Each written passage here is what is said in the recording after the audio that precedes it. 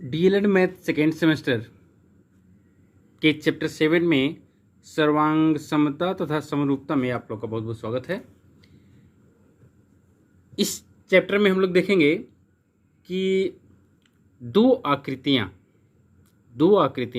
किस प्रकार से सर्वांग सम होती हैं और उनको किस प्रकार से हम समरूप कह सकते हैं। तो सर्वांग सम और समरूप पर जाने से पहले हम लोग ये जान लें कि सर्वांग सम होता क्या है, समरूप होता क्या है। तो वन बाय वन में हम लोग सबसे पहले देख लेंगे सर्वांग समता की अवधारणा, कॉन्सेप्ट ऑफ कॉन्ग्रुएंसी। सर्वांग सम होता क्या है? जब दो आकृतियां इस प्रकार हों कि एक आकृति दूसरे आकृति को पूरी ढक दे, कहने का मतलब कि पहले आकृति की लंबाई और दूसरी आकृति की लंबाई इस प्रकार हो कि दोनों एक दूसरे को पूरा ढक दें, तो दोनों आकृतियां एक दूसरे की सर्वांग सम कहलाती हैं। सर्वांग सम का मतलब होता है, देखिए सर्वांग सम का मतलब होता है, देखिए सर्व प्लस अंग,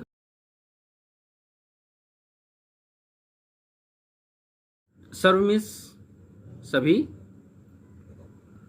अंग मीन्स भाग, सम मीन्स समान। जब सभी भाग दो आकृतियों में प्रत्येक के भाग एक दूसरे के समान हो, सभी भाग समान हो, तो उनको हम सर्वांग सम कहते हैं। अब यहां पर हम लोग एक कोण दूसरे कोण के भी सर्वांग सम होते हैं जब उनके बीच का झुकाव जब समान होता है, और भुजाओं की लंबाइयाँ, जो झुकाव बनाने वाली भुजाएं हैं, अगर उनकी लंबाइयाँ और उनके बीच का झुकाव समान है दो कोणों के, तो वे दोनों कोण एक दूसरे के सर्वांग सम कहलाते हैं। त्रिभुजों की बात किया जाए तो दो त्रिभुज एक दूसरे के सर्वांग सम होंगे जब एक त्रिभुज दूसरे त्रिभुज के पूरा ढक जाए। और भी इसको विस्तृत रूप में हम लोग देखेंगे कि एक त्रिभुज दूसरे त्रिभुज के सर्वांग सम किन किन परिस्थितियों में होता है। आगे हम लोग देखें, जैसे दो वृत्त हैं, अगर दो वृत्तों की त्रिज्याएं समान हो, जैसे 5 सेंटीमीटर त्रिज्या का एक वृत्त खींचिए, दूसरा वृत्त भी 5 सेंटीमीटर त्रिज्या का ही खींचिए, तो दोनों वृत्त एक दूसरे के सर्वांग सम कहलाते हैं। सर्वांग सम वृत्तों की त्रिज्याएं समान होती हैं। एक चीज थोड़ा सा और क्लियर कर देते हैं हम। देखिए, जैसे ये दो आकृतियां हैं, ये दो वृत्त हैं जिनकी त्रिज्याएं समान हैं, तो ये एक दूसरे पर अध्यारोपित हो जा रहे हैं, सुपरपोजिशन है, एक दूसरे को ढक ले रहे हैं, तो इसका मतलब कि ये दोनों सर्वांग सम हैं। चूंकि एक जैसे दिख भी रहे हैं तो इनको हम समरूप भी कह सकते हैं। ठीक है, समरूप ये भी होगा, ये जैसा दिख रहा है वैसा ये दिख रहा है। ठीक है, लेकिन ये दोनों आकृतियां समरूप तो हैं, लेकिन इन दोनों आकृतियों को हम सर्वांग सम नहीं कह सकते। उसी तरह से वर्ग हुआ, यदि दो समान भुजाओं के वर्ग हों तो दोनों वर्ग जो है एक दूसरे के सर्वांग सम कहलाते हैं। कुछ आकृतियों को हमने लिया है। अब यहां पर दो आकृतियां हैं, देखिए दो आकृतियों को हमने लिया है, ये दोनों यहाँ पर समकोण हैं, 90 डिग्री है। ये भुजा 6 सेंटीमीटर, ये भुजा 6 सेंटीमीटर, चूँकि समकोण है तो ये कर्ण हो गया, ये 6√2 सेंटीमीटर। इसमें भी हम देख रहे हैं ये 90 अंश है, ये 45 है दोनों, ये 45 है, और सामने की भुजा जो है ये कर्ण 6√2 है। तो हम ये देख रहे हैं कि इसकी जो लंबाई है भुजाओं की लंबाइयाँ, इसकी भी वही है, इसके जो कोण हैं इसके भी वही कोण हैं। तो इसका मतलब कि ये दोनों त्रिभुज एक दूसरे के सर्वांग सम होंगे, और सर्वांग सम होंगे तो एक दूसरे को पूरा ढक देंगे। ये देखते हैं ये पूरा ढका है कि नहीं। ये देखिए, ये पूरा एक दूसरे को ढक दे रहा है। देखिए इधर जो है ऐसे करेंगे और ये पूरा का पूरा एक दूसरे को ढक दिया, तो इसका मतलब कि ये दोनों त्रिभुज एक दूसरे के सर्वांग सम हैं। ठीक है, जब एक आकृति दूसरी आकृति को पूर्णतः ढक दे तो दोनों आकृतियां एक दूसरे की सर्वांग सम होती हैं। त्रिभुजों की सर्वांग समता, सर्वांग समता, कांग्रुएंसी ऑफ ट्रायंगल। देखिए त्रिभुज में अब दो त्रिभुज है, त्रिभुज ABC और त्रिभुज PQR, त्रिभुज ABC एंड त्रिभुज PQR। तो ये दोनों त्रिभुज सर्वांगसम होंगे। इसके लिए कंडीशन क्या होगा? देखिए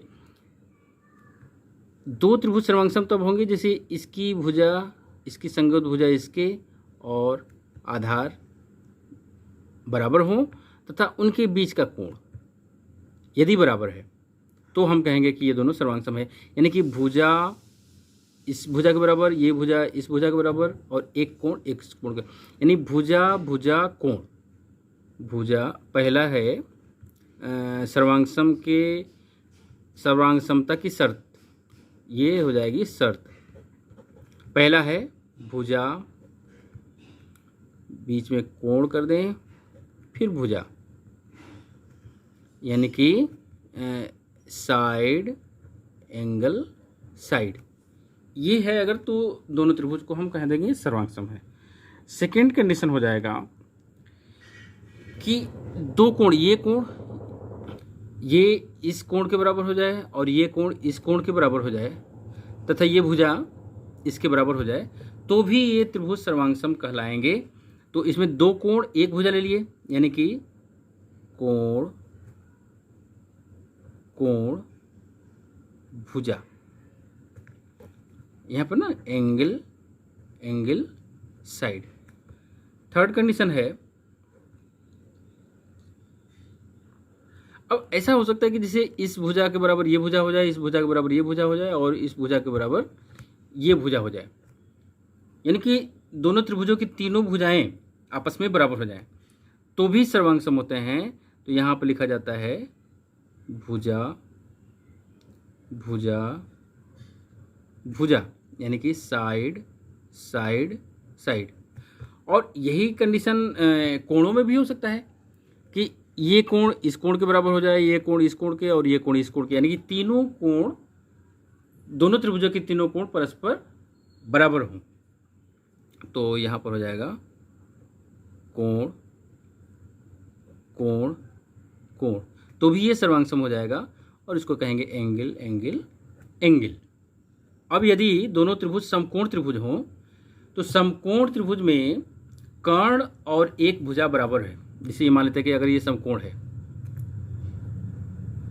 ठीक है, और कर्ण बराबर है और एक भुजा बराबर है, तो हम कह सकते हैं कि दोनों त्रिभुज सर्वांगसम होंगे। यहां पर एक चीज देखिए, ये फर्स्ट कंडीशन छिपा हुआ है इसमें, यानी कि जैसे हम कह रहे हैं कि कर्ण और एक भुजा बराबर हो। समकोण त्रिभुज में दो समकोण त्रिभुजों में यदि उनके कर्ण और एक भुजा परस्पर बराबर हो तो दोनों त्रिभुज सर्वांगसम कहलाएंगे। तो दोनों त्रिभुज सर्वांगसम कहलाएंगे। तो दो भुजा हमने लिया, जबकि कंडीशन में क्या होता है, तीन तीन भाग लेते हैं।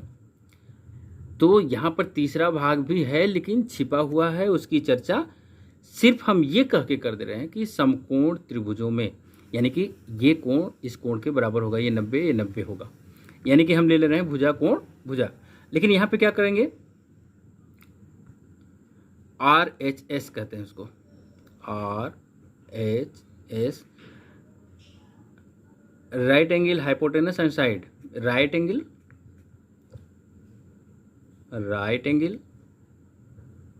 हाइपोटेनस एंड साइड,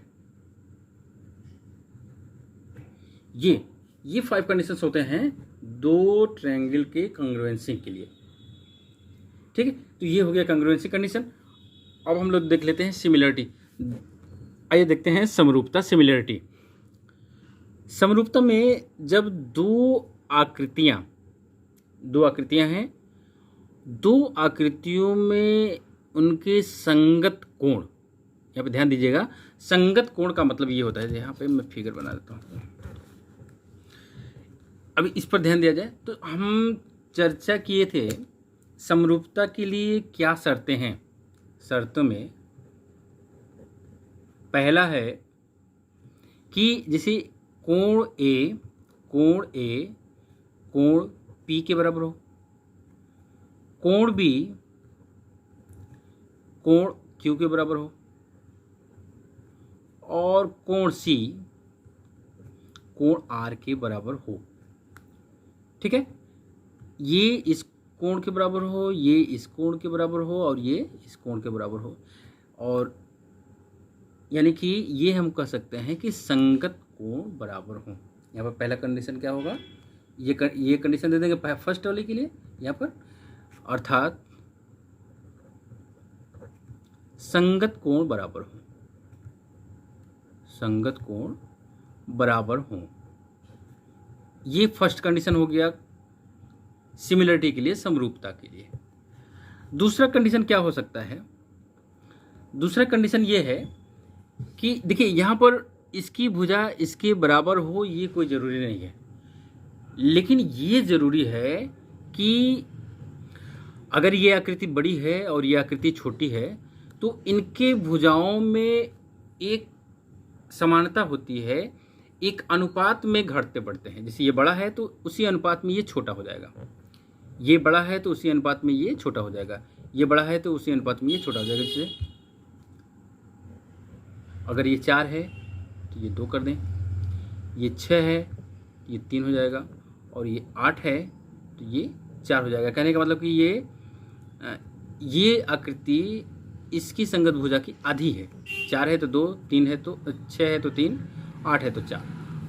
क्या मतलब कि AB बट्टे PQ बराबर AC बट्टे PR बराबर BC बटे QR। इसका क्या मतलब हुआ कि संगत भुजाओं का अनुपात समान होता है, संगत भुजाओं का अनुपात समान होता है, समान हो। तो ठीक है, दो त्रिभुजों की समरूपता के लिए ये दोनों कंडीशंस होने चाहिए। अब एक चीज़ मैं ये बता दूं कि जैसे ये दो आकृतियां हैं, ये देखिए ये बड़ी है ये छोटी है, तो इन चूँकि भुजाओं में समान अनुपात है। ये जरूरी नहीं है कि एक आकृति बड़ी हो दूसरी आकृति छोटी हो, दोनों आकृतियां बराबर भी हो सकती हैं। उसमें क्या होगा कि अनुपात 1-1 का आएगा। ठीक है, तो जब दो आकृतियां समान अनुपात में हो जाएं, 1-1 के अनुपात में हो जाएं, तो उन दोनों आकृतियों को हम सर्वांगसम कह सकते हैं। कहने का मतलब ये कि दो समरूप आकृतियां सर्वांगसम और समरूप दोनों हो सकती हैं, दो समरूप आकृतियां सर्वांगसम हो सकती हैं। अच्छा, एक चीज़ और है, दो सर्वांगसम आकृतियां